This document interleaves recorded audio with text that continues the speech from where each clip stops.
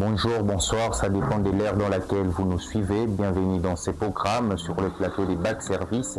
Nous sommes à la continuité de notre programme, notre grand thème, comment être un disciple de Jésus. Et aujourd'hui, nous allons aborder un sujet à la fois sensible et incontournable. Les disciples, l'argent et Dieu. Peut-on aimer Dieu et rester fidèle à Dieu? L'argent est-il une bénédiction ou un piège spirituel? Toutes ces questions auront ses réponses dans ces programmes d'échange sans filtre. Alors bonjour Papa Delta. Bonjour Christian. Comment vous allez? Très bien, merci beaucoup. Vous êtes à l'aise Très à l'aise. sur ces plateaux des Bac Services? Oui, nous sommes à l'aise en tout cas. Et bien vu que nous sommes dans un programme spirituel, nous allons commencer par la prière. Papa Delta, est-ce que nous pouvons prier? Oui, nous pouvons prier. Dieu Tout-Puissant, nous te disons merci pour ce moment que tu nous accordes ta grâce d'être là.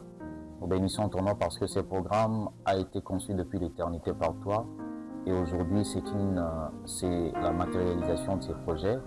Nous bénissons ton nom et nous voulons te recommander ces instants que nous allons partager ta parole entre tes mains, ceux-là qui vont nous suivre en ligne sur Facebook, sur WhatsApp, sur YouTube. Éternel, qu'ils soient bénis et richement bénis. Dans le nom de Jésus, nous t'avons ainsi prié. Amen. Amen. Les disciples, l'argent et Dieu, c'est notre thème de ce matin. Alors, Papa Delta, pour vous, qu'est-ce qu'un vrai disciple aujourd'hui? Un vrai disciple, d'abord commençons par définir un disciple. D'une manière générale, on parle d'un disciple, d'une personne qui est au pied d'un maître. Au pied d'un maître. Je te donnerai un exemple. J'ai toujours donné cet exemple-là parce que je reste dans une commune où il y a beaucoup trop de garages. Donc, les disciples, je vois souvent des élèves qui sont avec leur maître. Quand un client arrive, il donne à son élève de faire un travail donné. Et c'est celui-là qu'on appelle disciple. C'est-à-dire c'est quelqu'un qui se met tout près d'un maître, une personne qui a une connaissance plus approfondie que vous, qui a la capacité de vous donner un enseignement, qui a la capacité de verser en vous une expérience donnée. Alors, bibliquement parlant, quand on parle d'un disciple, on voit généralement ces messieurs, ces dames que Dieu met aux côtés d'une autre personne. Cette autre personne, il peut être un pasteur, il peut être un docteur, il peut être un prophète, et pour l'encadrer, pour l'enseigner et pour le guider, afin que lui également, cet élève, donc, soit comme son disciple. C'est okay. Ça. Alors un disciple aujourd'hui, c'est celui qui suit la discipline d'un maître, c'est celui qui est encadré par un homme qui a reçu la grâce de Dieu. Oui. Ça peut être un pasteur, oui. Un évangéliste. Oui. Alors, peut-on être un disciple et avoir une mauvaise gestion financière? Oui, on peut être un disciple et avoir une mauvaise gestion financière. D'abord, je dirais oui, parce que un disciple, selon que Luc est en train de dire, il dit, le disciple n'est pas plus que le maître, mais tout disciple accompli sera comme son maître. Il y a un terme qu'on a utilisé dans ces textes, le disciple accompli. C'est-à-dire un disciple qui a reçu tous les enseignements possibles qu'il devait recevoir. Quand vous ne recevez pas tous les enseignements possibles, vous serez un disciple déséquilibré. C'est-à-dire qu'il y a certains domaines de la vie qui vont vous échapper, dont la bonne gestion, qu'est-ce que je peux dire, vous ne saurez vraiment pas bien gérer ces choses-là. D'où il est important de savoir que si vous ratez quelques notions de votre disciple-là, vous pouvez être un mauvais gestionnaire. Gestionnaire de votre famille, gestionnaire de l'argent et gestionnaire dans beaucoup d'autres choses. Mais non. Pourquoi je dirais non? Qu'on peut être un vrai disciple et ne pas tomber dans la mauvaise gestion. Pourquoi? Seulement au cas où vous avez, comme vous avez dit tantôt, reçu toutes les leçons de la gestion. Parce que votre maître doit vous apprendre comment gérer. Votre maître ne va pas vous apprendre seulement comment prêcher. Votre maître ne va pas vous apprendre seulement comment ouvrir une télé pour réparer. Il doit vous apprendre également comment soigner, comment embellir, comment mettre un peu de l'hygiène, la propriété. Là, c'est toutes les leçons que votre maître doit vous apprendre. Et la gestion y compris. Si vous apprenez la gestion dans tous les enseignements de votre maître, là, vous pouvez être appelé un disciple accompli et un vrai disciple. Alors, Papa Belta, pouvez-vous nous donner des conséquences, des manques des leçons de gestion financière?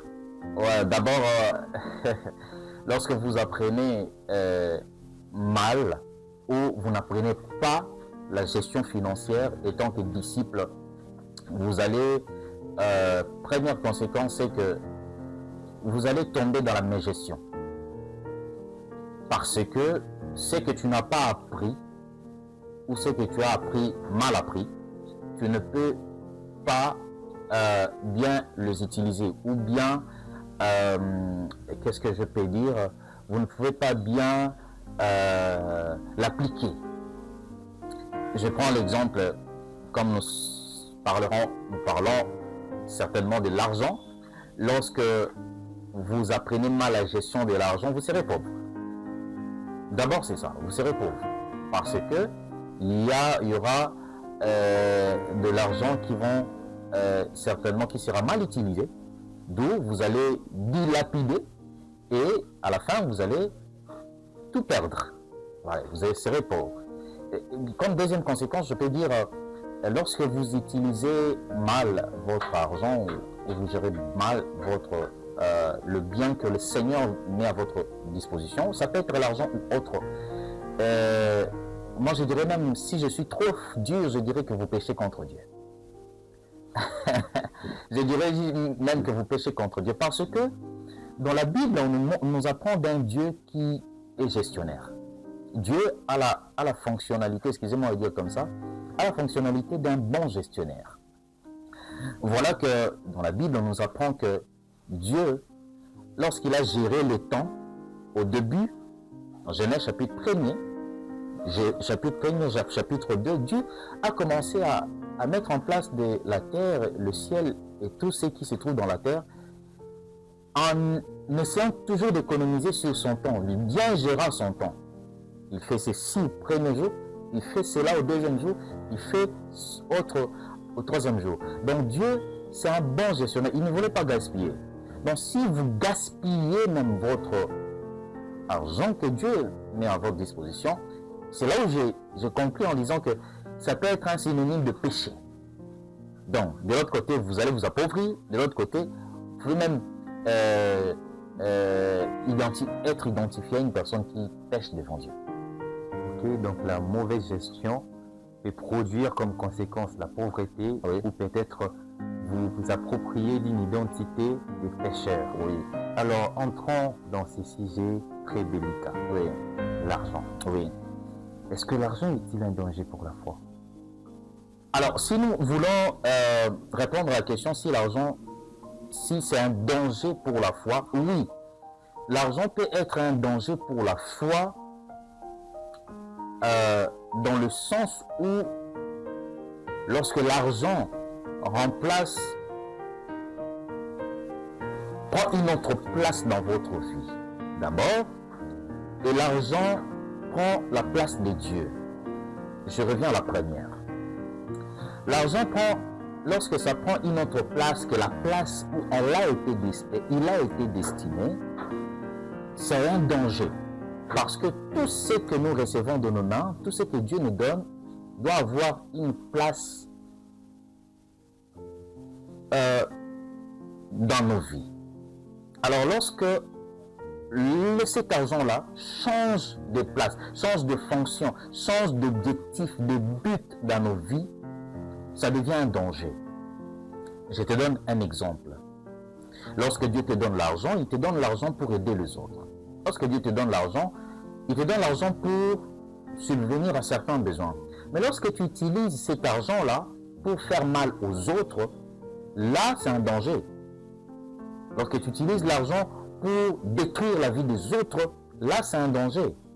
Lorsque tu utilises l'argent pour te moquer des autres, là, c'est un danger. Voilà pourquoi certaines personnes disent « Moi, j'ai l'argent, je peux tout faire dans ma vie.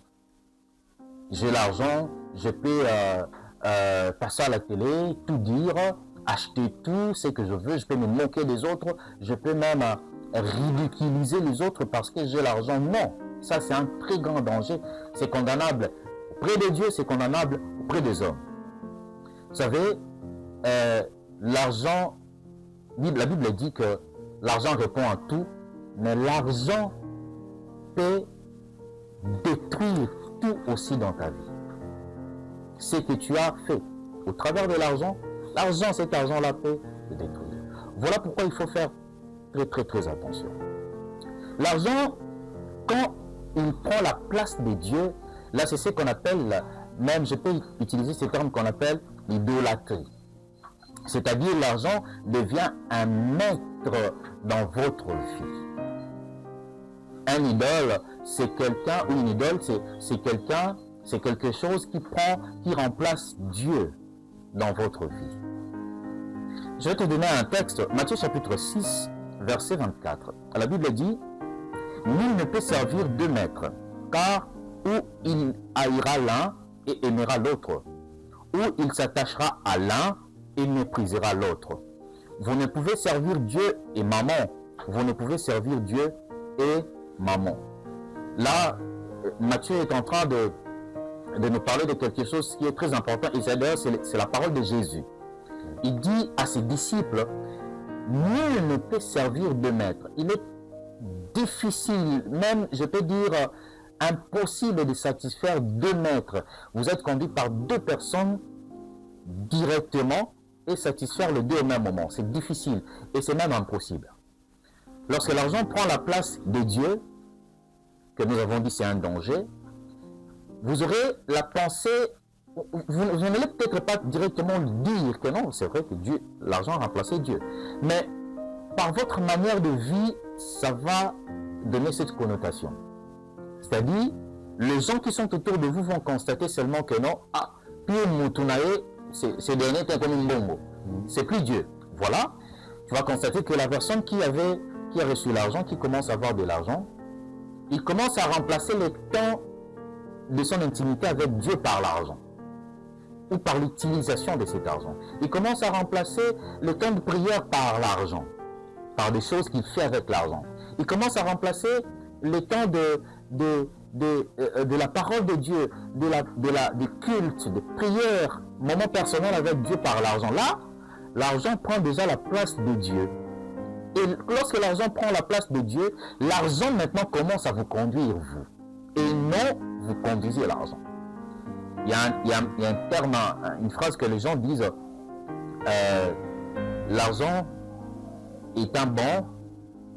L'argent est un bon serviteur, un mauvais maître. Voilà, donc l'argent est un bon serviteur, un mauvais maître. Lorsque l'argent vous est soumis, il est un bon serviteur. Mais lorsque vous êtes soumis par l'argent, là, l'argent vous conduit, il devient votre maître. Et il va vous amener dans des choses qui ne glorifient pas le Seigneur.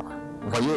Et il y a aussi un élément pour finir cette question.